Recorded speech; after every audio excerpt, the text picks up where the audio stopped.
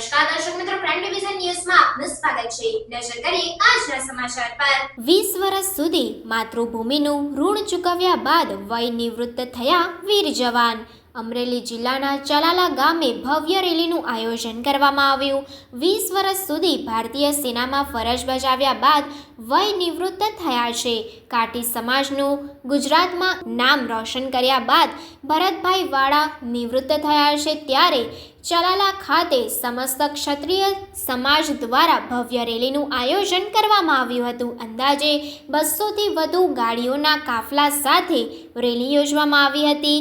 ભરતભાઈ વાળાની આ સેવાને વધારવા માટે સમસ્ત ક્ષત્રિય સમાજ સાથે ચલાલા ગામની જનતા જોડાઈ હતી। ભરતભાઈ દ્વારા સર્વપ્રથમ દાન મહારાજની જગ્યા, ત્યારબાદ ભીમનાથ મહાદેવ ખાતે દર્શન કરીને રેલી સ્વરૂપે ગાયત્રી મંદિર ખાતે ગાયત્રી માતાજીના દર્શન કર્યા હતા।